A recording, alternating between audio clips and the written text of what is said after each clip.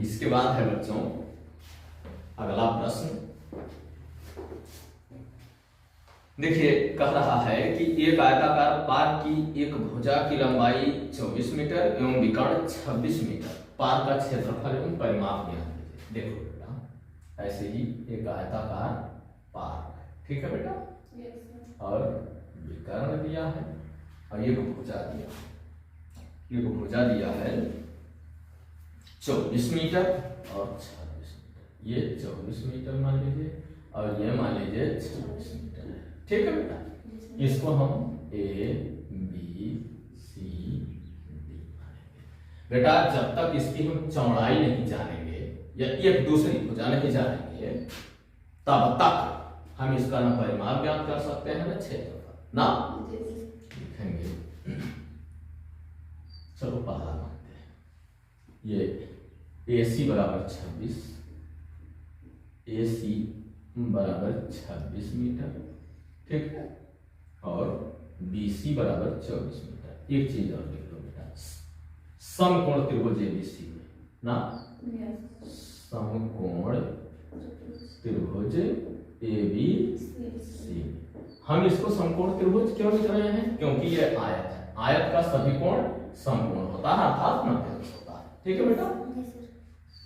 अब लिखेंगे AC बराबर 26, AC बराबर 26 मीटर और BC बराबर 24 मीटर, 24 मीटर। इसमें AB स्क्वायर बराबर लिखेंगे, AB स्क्वायर बराबर AC square minus BC square, है ना बेटा। इसको हम लंब अगर मान लेते हैं तो लंब वर्ग बराबर कर्ण वर्ग ऋण आधार, ठीक है। तो AB स्क्वायर बराबर 26 का स्क्वायर माइनस 24 का स्क्वायर, AB स्क्वायर बराबर 26 गुणे 26 करेंगे बेटा तो ये आता है, गुणा कर लेते हैं, क्या आता है 6 6 36, 6 गुना 12 3 15, 2 छक्का 12, 2 गुना 4 676, ठीक है बेटा। 676 माइनस 24 का गुणा कर लेते हैं, 576 वैसे होता है, 4 चौका 16, 4 गुना 8 1 9, हाँ 2, हाँ 2 चौका 8, 2 गुना 4, 2 गुना 4, ये 6 होगा 9 17 576, ठीक है बेटा। ये हो जाएगा 576। इसको मिटा लेंगे, मिटाना तो कड़ी बात है, सबसे कड़ी बात मिटाना है।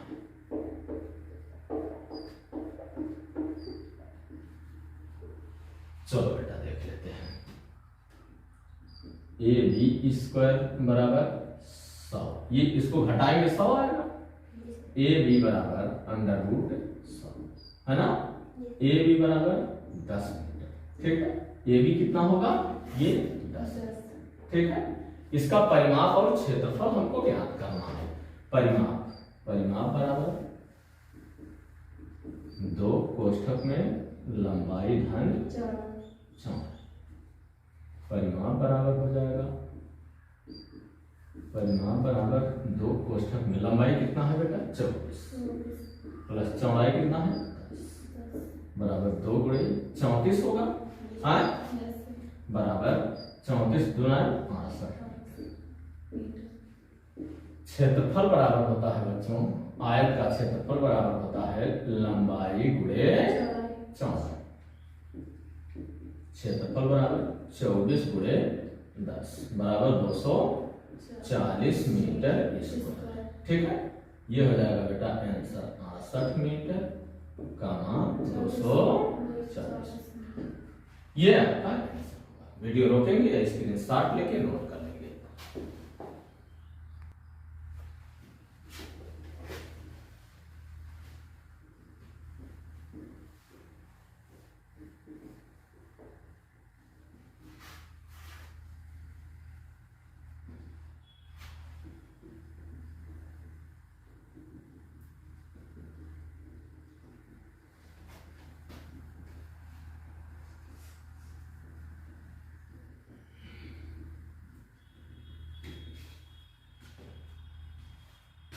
ठंडक तेज है ना, यस बस इसी दिन का इंतजार था सभी किसानों को।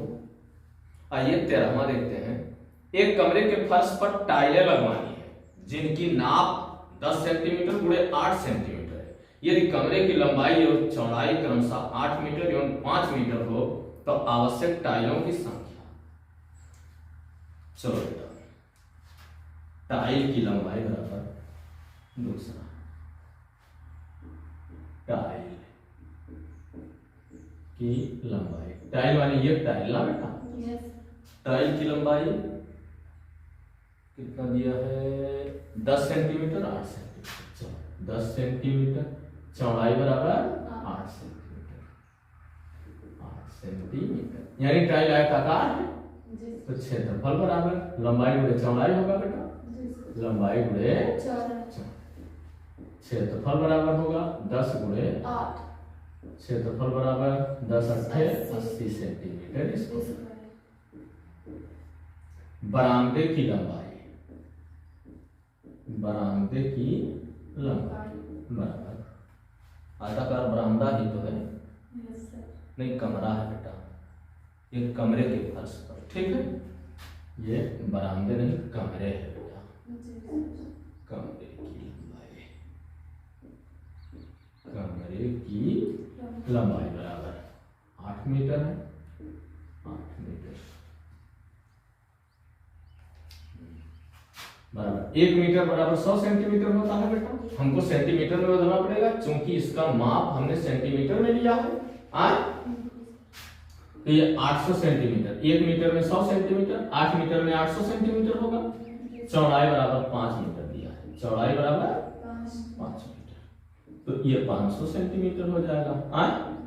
क्षेत्रफल बराबर, क्षेत्रफल बराबर लंबाई गुणे चौड़ाई हमने लिखा है, अब इसमें हम 800 गुणे 500 बराबर 8 पंचे 40, 4 जीरो लगेगा बेटा, सेंटीमीटर स्क्वायर, ये हुआ, ठीक है।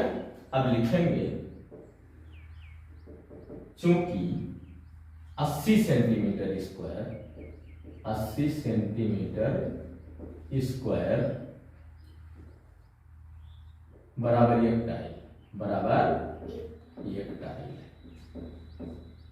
इसलिए 1 सेंटीमीटर स्क्वायर बराबर 1/80 टाइल, और इसलिए 40,000 ना, 40,000 सेंटीमीटर स्क्वायर बराबर 1/80 और गुणे 40, ठीक है। 1 0 से 8 करें, 8 पंजे 40 बराबर 500 टाइल्स, 500 टाइल्स,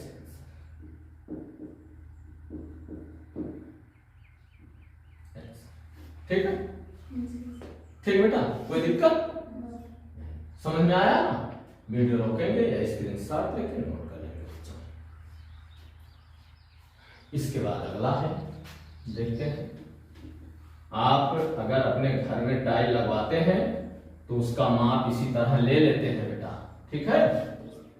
बस माप लेकर के कितनी टाइल लगेगी, आप अपने घर में कितना टाइल लगेगा उसका अंदाजा पूरे घर का ले सकते हैं, कितना टाइल लगेगा, ठीक है। और उसके बाद जब दुकान पर जाएंगे तो एक बॉक्स में कितनी टाइलें हैं, बस उस हिसाब से उस टाइल की संख्या में उसे भाग दे देंगे, फट से कितना बॉक्स लगेगा वो मालूम हो जाएगा।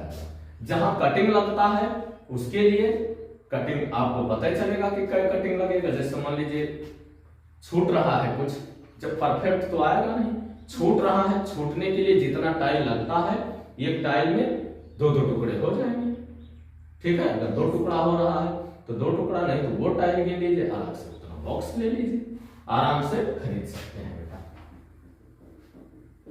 ये जरूरी होता है बेटा जानकारी। पढ़ाई इसीलिए पढ़ा जाता है बेटा कि हम अपना काम ठीक से कर सकेंगे। और मिस्त्री का क्या है, मिस्त्री पढ़ा है तो पढ़ा है, नहीं पढ़ा है तो कोई बात नहीं है ना, वो तो कह देगा इतना बॉक्स ले आइए हो जाएगा, वो कहीं काट देगा, कहीं तोड़ देगा, कहीं और कुछ कर देगा, नुकसान तो आपका होगा ना। इसलिए पढ़ाई के साथ साथ अपने दैनिक जीवन में क्या उसका उपयोग है वो जरूरी है करना, ठीक है। आप बेलन पढ़े हुए हैं, लकड़ी चिरवाने गए, चाहे जितना वो बता दिया है आप मान लिए, आखिर नुकसान किसका जाएगा, आपका। और आप अगर बेलन पढ़े हैं तो क्या दिक्कत है, वो भी वक्र पृष्ठीय क्षेत्रफल से चीरता है लकड़ी को, और आप उसका वक्र पृष्ठ निकाल लेंगे। वो जितना कह देगा उतना आप मान लेंगे, ऐसा नहीं होता है। ठीक है, जब लकड़ी चिरवाने जाते हैं तो दो नाप वो भी लेता है, एक लंबाई एक परिधि। परिधि का माप लेता है और लंबाई की माप लेता है, और परिधि गुणे लंबाई बराबर वक्र पृष्ठीय क्षेत्रफल। ठीक है, बस वही परिधि गुणे लंबाई। और उसके बाद वो सेंटीमीटर में लेता है तो सेंटीमीटर में 144 से भाग देता है, बस सेंटीमीटर में ही माप लेते हैं लगभग। ठीक है, और अगर फीट में नाप लेते हैं तो भी 144 से भाग देते हैं, वो वर्ग फीट में बना लेते हैं, जो जिसमें भी लेते हैं। ठीक है, फीट में लेते हैं, कितना, इतना स्क्वायर फीट है, इतना स्क्वायर फीट है, ऐसा करते हैं। ठीक है, 1 स्क्वायर फीट की चिराई आप पूछ लीजिए, कितना चीरने का 1 स्क्वायर फीट का लेते हैं, आप अपने लकड़ी में गुणा कर लीजिए, इतना रुपया आपका बनता है, ले लीजिए। ठीक है, और आप लेके गए, वो माप दिया, ऐसा कर दिया, गुणा भाग किया, इतना नहीं इतना होता है, आप दे दिए, ऐसा नहीं होता है। ठीक है, आप अगर पढ़ाई पढ़ते हैं तो उसको अपने दैनिक जीवन में उपयोग कीजिए। ठीक है, चलिए देखते हैं।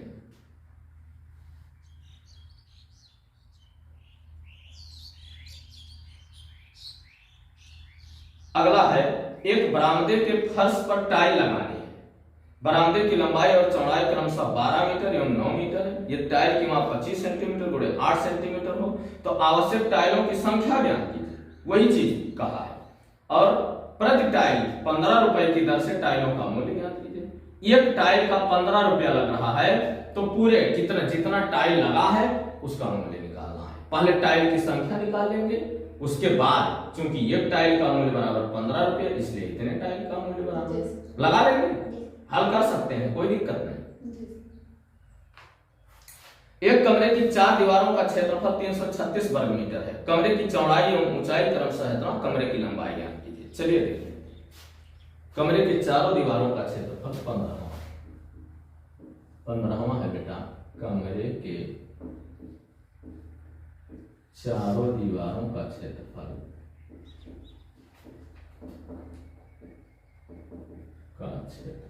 बराबर 336 वर्ग मीटर, 336 मीटर स्क्वायर। ठीक है, चौड़ाई बराबर दिया है 18 मीटर, ऊंचाई 4 मीटर, 18 मीटर, ऊंचाई बराबर 4 मीटर।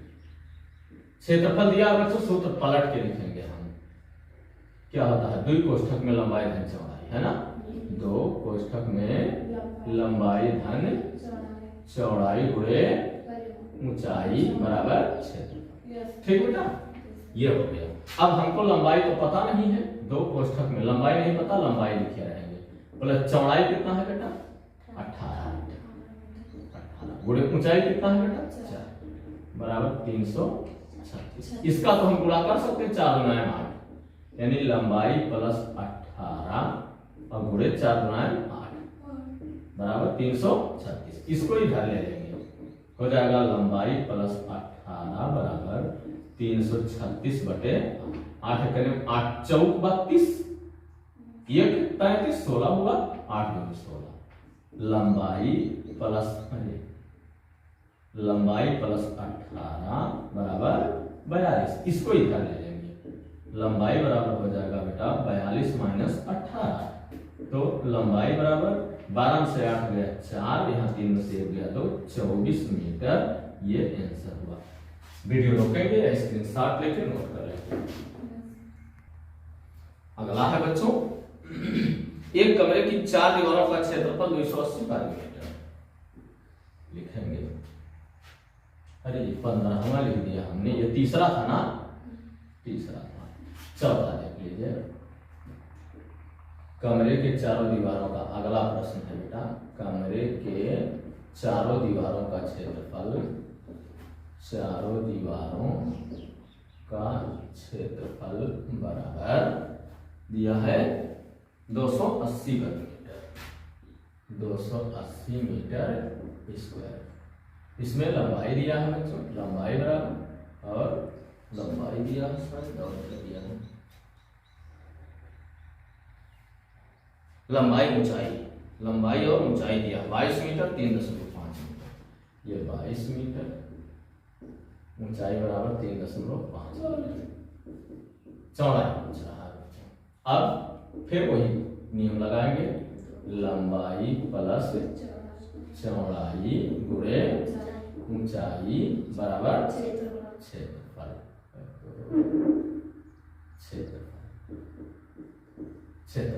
अब लंबाई दिया है 22 प्लस चौड़ाई पता नहीं है और गुणे 3.5 बराबर 280।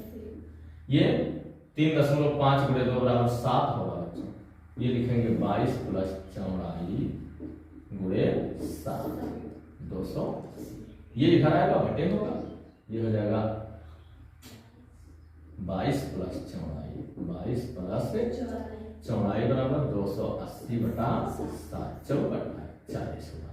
ये 22 प्लस चौड़ाई बराबर 40, तो चौड़ाई बराबर इसको इधर ले लेंगे, 40 माइनस 22 चौड़ाई बराबर हो जाएगा 18 मीटर।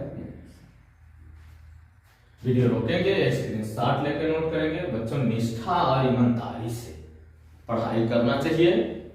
पढ़ाई अगर आप पढ़े हैं बच्चों तो कहीं भी धोखा नहीं खाएंगे। रेखा गणित की पढ़ाई, बीजगणित की पढ़ाई, अंक गणित की पढ़ाई, यानी गणित में जो भी गणित है वो पढ़ाई आपके दैनिक जीवन में काम आने वाली है बच्चों। इसलिए गणित की पढ़ाई निष्ठा और ईमानदारी से करना चाहिए। गणित एक बार पढ़ करके पूरा नहीं होता है बच्चों, गणित बार बार पढ़िए तब वो बात आपके दिमाग में आती है।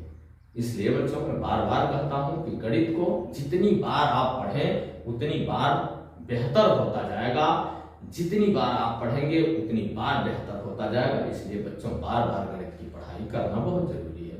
जो चीज आप याद करते हैं अगर दोबारा उसको देख लेते हैं तो फिर से और तरोताजा हो जाता है, चाहे जो भी सब्जेक्ट हो। इसलिए बच्चों गणित को तो और तरोताजा बनाए रखना होता है, क्योंकि गणित कुछ भूलने वाली भी चीज है। विज्ञान एक बार याद कर लिए, 2 बार देख लिए, 3 बार देख लिए, अमिट हो जाएगा। लेकिन मैथ बच्चों अगर 2 साल छोड़ दिए, 3 साल छोड़ दिए, उसके बाद समझ में नहीं आता है कि हम ये समीकरण कैसे बांधें, इस नियम का प्रश्न हम कैसे हल करें, ये भूल जाता है बच्चों। इसलिए उसको बार बार दोहराते रहना चाहिए। हम लोग जो मैथ लगाते हैं टप टप, ये इसी की देन है कि हम लोग बार बार इसको देखा करते हैं। ठीक है, वीडियो रोकेंगे या स्क्रीनशॉट लेंगे, इसको नोट कर लेंगे बच्चों। अगली वीडियो का